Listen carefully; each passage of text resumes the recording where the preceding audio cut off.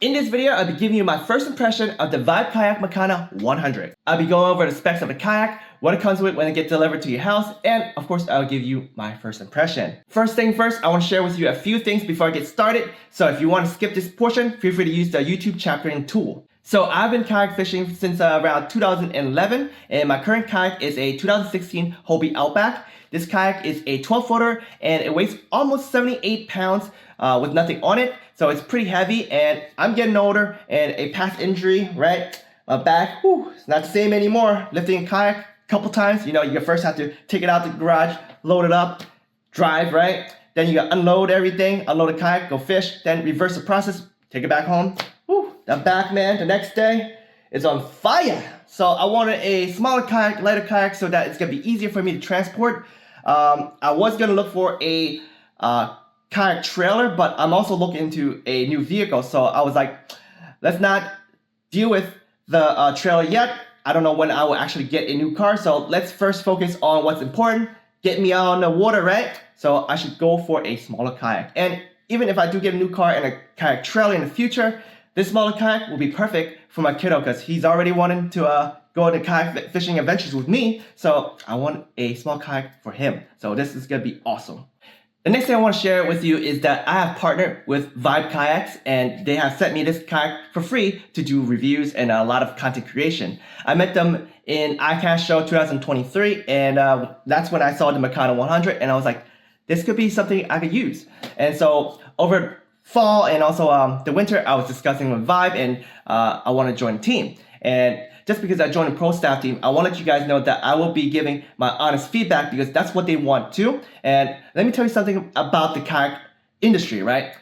Kayaks, it's a lot different than, let's say, clothing, right? Clothing, you have a shirt like this, you get it different sizes, right? Some places, you get them fitted in different ways. Guess what? You can't really do that for kayaks. It costs a lot of money to create just one kayak. You can't have that many variations. So a lot of times, when people like me look for a kayak, we have to weigh everything, pros and cons. Does it fit my fishing style, my fishing needs for the waters that I fish around, right? And I'll let you know, not one kayak out there will fit me 100%. Neither did the Makana 100. But, as the kayak fishing industry grows, there's always a lot of accessories that you can outrig to make it so that could fit you, right? But anyway, long story short, I want to give my honest opinion, my feedback, so that if they ever release a future kayak based on my feedback, potentially their future kayaks will fit my needs a lot better, right? So it's a win-win. So one more thing before we start going over specs and then go do a walkthrough of a kayak.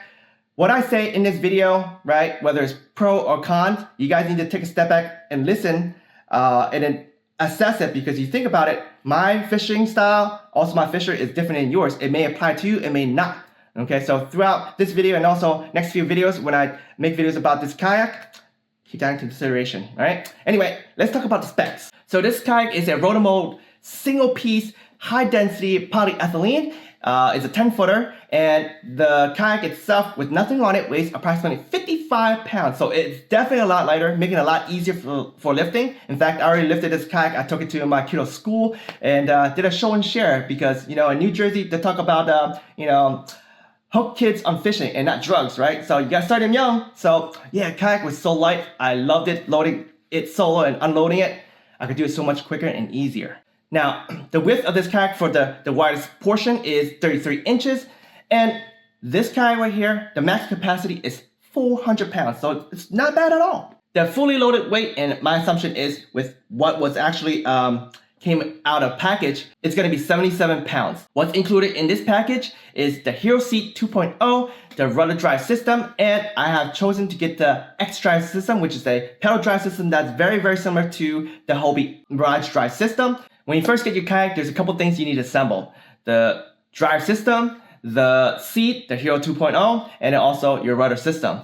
All these information you can find via their website. I watch their YouTube videos, and that's how I put them together. I watch it with my kiddo, and we put them all together. It's really, really easy. So let's talk a little bit more about the drive system. I chose the X drive system, and this is like the Hobie Mirage drive system. This is one with the fins, and it does flapping this way. The benefit of this specific system, it works really well in my waters because I have a lot of shallow waters, and at times I have to go through some of these shallow waters. And what you can do is you push the the pedal is all the way to the end, and the flap stays pretty much to the side or the bottom of the kayak, right, the hull, and you just pump just a little bit, just like that, back and forth, just a little bit, and the flaps go just like this, very little. And once you get past the shallows, you could do the full extended pumps, and of course the flaps will go crisscross like that. So really, really awesome, right? I've been used to this drive for a long time, and I chose this specific one because I have the Bixby motor for my Hobie, and I could basically fit these on both. And I already tested it. Yes, it works on both. Now, the Makana 100 comes with either the X-Drive system or the impulse drive. You choose when you order, right? The impulse drive is the pedal style using propeller, and the pro of that specific one is that you can reverse, and that is awesome, really, really awesome. There's a lot of times where I wish I could reverse with the Mirage style drive system, right, from the Hobie, and well, you can't do it. I basically take my paddle out and reverse. The con of the propeller style is that, well, you can't really do it in shallow water. You gotta take it out and you gotta do some paddling. But I heard that the propeller style is a little bit faster, but I won't know until I get on the water. And what's great is Vibe Kayak sent me the impulse drive as well, so I'll be testing that in the future. So if you're interested in seeing the X-Drive system, the impulse drive system, and the Bixby motor in a through-hole mount and see what the speeds are, I'll be doing a video of comparison of all three of these drives after I install Fish Finder, so I can use the Fish Finder to measure how fast I am going on the water. Now that I've gone through everything, let's get out there and let me show you the kayak. Alright folks, let's do a walkthrough of the Makana 100. I want to start off by talking about handles, because you know what? You gotta lift your kayak, load it to your kayak, right, onto your car, get to fishing, then, you know, unload it there, put it back, and unload it back to your garage or wherever you store it, right? So handles, really important. It feels pretty cool right here, having a grip like this, especially this type of bar handle. And I like the accent, different color, makes it pop. So let's check out the other ones. The one on the sides right here, that's kind of new to me. My Hobie is inside and it allows me to kind of hold it that way and lift it up. I hold the other one that way and, you know, hold it sideways. But yeah, that's interesting. It makes it a little different on how I need to handle this kayak. So we need to figure that one out later. The rear, there's one back here. It makes it easy for those who help you load the kayak. You know, two people lifting kayak, bam, okay? And I actually found this one out earlier. There's actually one here on the side too, and over there as well. Now let's talk about the entire deck for a second, right? When I have a kayak, I gotta have a sit on top stop because it's very stable. You get to stand on it, right? And then what I like about this kayak here is it comes with these foam right here. Okay, it makes it easier to stand on. Really, really nice, soft. And the front, I like this a lot better than my Hobie kayak. Okay, so a lot of times I like to over carry. You know, as a content creator, I carry a lot of stuff in huge dry bags. And I'll tell you what, my Hobie, even with that big front hatch type thing, I can't fit my biggest dry bag at all. So, you know, I end up not carrying a lot of stuff. Anyways, but with this here, what I could do is I could take this off. By the way, this thing is a flex top. You put your paddle right here, right? But you look at right here, right? Let's put that down. I could put my bag right here and then strap it down, and boom, I have my dry bag outside. This guy right here, it's not gonna be big, okay? It's smaller than my Hobie, but if I wanna put a couple things in here, I can, but I definitely need to get in there to outfit my fish finder. Okay, so check that out. So yeah, gonna drill a couple things and go through the wiring process. I'm not quite sure where I want this fish finder, but let me show you the next thing, right? Fish finder, right? So one on the cup side, this one right here, you see a scupper cup. So this is where your line's gonna go into for your transducer. And down here, let me lay down on the ground, the hard ground. Yeah. See that right there, that plate? If you have a transducer that is not a side structure scan, this thing right out of the box, you could just mount it in there. It's protected, it's nice. But I will have a side structure scan, so it's gonna pop out. I need to probably get the Burley Pro, their mounting system, and put it out here. So what I don't like and what I also fear is that once I put that transducer out, it's gonna be popping out just a little bit Will it make my kayak trek differently? I don't know. I would prefer to have it in the center, just like my old Hobie, but only time would tell, right? I'm looking at it, right? That side contoured well, this side right here, contoured well. Maybe it won't do anything at all, but only after installation, I could tell whether it's gonna be an impact to me. But one more thing, right? I'm a sucker for symmetry, so it kind of irks me a little bit, right? And then also, if I'm using side structure skin, right, and I need to get up because I don't like laying on the ground.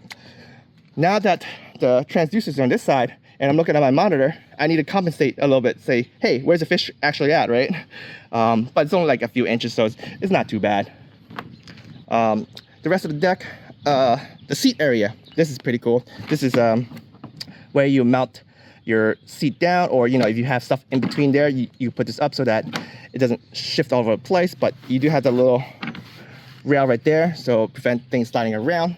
And then for here, you can put two boxes right here, I believe a size 3600. And then if you want to change your rudder handle on the other side, you could do so. I am a right-hander, so I need to hold my rod with my right hand, so it doesn't make sense for me to have it on my right side. And one more thing with the fish finder, if you guys watch my fishing adventures, right, I have mine on the left side because I want to use my left side to touch the buttons. But it's been in a way because I like fishing that side, casting that side, retrieving, right, battling fishing that side. So I'm gonna try it this side since the transducer mounting area is here. Okay, next thing, we got paddle holders. Got one on this side, same thing on the other side. By the way, if you guys have ordered this kayak or any Vibe kayaks in the month of April, y'all would have gotten a Vibe paddle, but yeah, Jimbo ordered mine before that, so I didn't get an opportunity to get that cool looking paddle. But who knows, maybe I'll get one just to rock it out. But still rocking my Werner. Okay, let's talk about rod holders. I need more rod holders. Okay, so there's only two rod holders in the back, in the rear. My Hobie got two in the front as well, so that when I'm battling fish, right, sometimes when I handle some big fish, I like to stab my rod right there in the front. But not a deal breaker for this kayak because, as you see, we have two beautiful track systems on both sides, so I could outfit it to better rod holders because as I mentioned, the rod holders on my Hobie Outback is just stab in, right? Now it could be fancy. I could use like one of those Scotty mounts that kind of lean out a little bit. It's probably even better for trolling. So yeah, that's not too bad. Now the rear got two track mounts right there too, but it also have your typical storage space, which is kind of small in my opinion. But this is a 10-foot kayak, and my biggest concern is, can I fit my current crate here? So while we're here, why don't we test it out? Because I don't have the square one, I have the rectangular milk crate. So let me throw that on top and see how it looks. Ta-da! It do fit. Now I wish my Bixby motor, not the motor, but the battery, the new, not new, okay, the PP768 version 1 could not fit this crate here, which kind of sucks. The new one, actually, I believe it's like 16% shorter and also 18% lighter. So I may have to upgrade for the other battery so that I can fit it right in here, and I just put the wire through and go through down here and put my Bixby motor there, and boom. Or if I decide to change to the gravity rudder, right? Because they say if you put the motor in the back and also it sits a little lower, it is actually a lot faster than the one in the front. But I chose the front one is because of convenience, because I still got my Hobie Outback right there, right? And also my younger brother, he has an Outback as well. So if I decide to change my kayak motor mounting style, well, I still could use that other motor for my old kayak, or my younger brother could use it for his kayak. All right, so here you go, the X-Drive system. When you buy this kayak, right, this thing is not assembled, but it's so easy. As you see, it says left, the other side says right. The front is the one with the loop, which you guys can't see. It's right over there. Okay, there's a loop. In fact, I'll bring it up for you guys. Okay, here we go, the X-Drive system.